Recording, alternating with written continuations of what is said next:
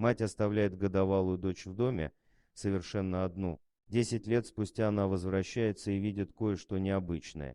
Жители российского города Ярославль никогда не забудут эту историю. Однажды они из дома услышали громкий детский плач. Сначала им показалось, что там несколько детей. Кроме этого, плач не утихал более нескольких часов, дней. Прохожие заметили, что несколько дней в доме не горит свет, и, наконец, решили обратиться в полицию. Когда полицейские вошли в дом, то были шокированы увиденным. В темной гостиной сидел ребенок, и никого из взрослых рядом не было. Она лежала на грязном полу, дома никого не оказалось, кроме годовалой девочки. Хозяева съехали, забрав с собой все, кроме ребенка. Девочку тут же госпитализировали, там врачи сказали, что у нее было сломано бедро, у ребенка было сильное истощение. Девочка провела в этом доме совсем одна, по меньшей мере, неделю. Выяснилось, что девочку зовут Лиза Вербицкая, полиция искала ее родителей, но все безрезультатно. Они исчезли. После больницы девочку должны были отдать в детский дом, где она должна была пожить до тех пор, пока кто-нибудь не захотел бы ее удочерить.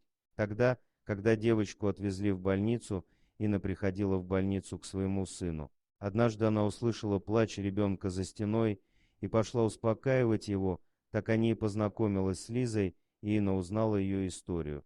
Тогда Инна начала носить девочке подгузники и игрушки.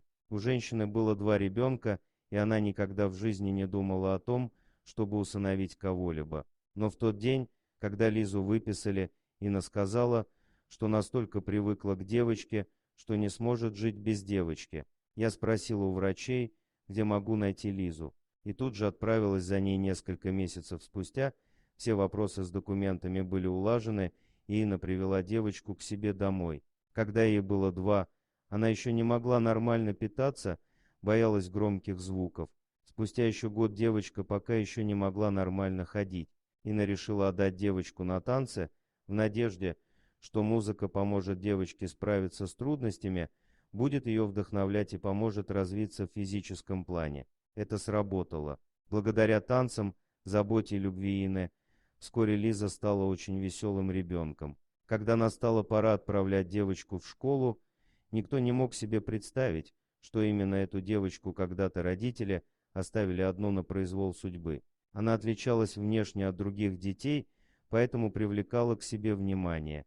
Некоторые дразнили ее в школе, говорили «цыганка» или «шоколадка». Но Лиза была очень солнечным ребенком, и вскоре все ее полюбили. Она не стыдится себя, сказала Инна. Когда она была маленькой, я сказала ей, что многие будут с интересом смотреть на нее, но ты не обращай внимания на них. В то же время девочка уже в 12 лет выиграла множество конкурсов, она очень талантливая, ее даже пригласили работать моделью.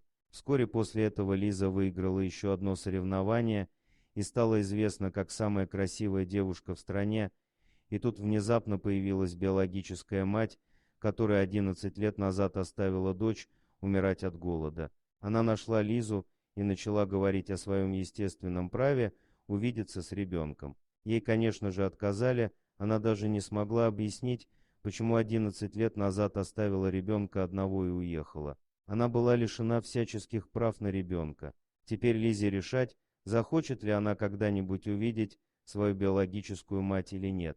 Именно любовь спасла этого ребенка. Невозможно поверить, что любовь избавила ее от сложной судьбы, и теперь она достигла такого успеха именно благодаря Ине. Это чудесно, дорогие друзья. Если вам понравилось видео, поставьте лайк, а также подписывайтесь на канал, где найдете еще много интересного.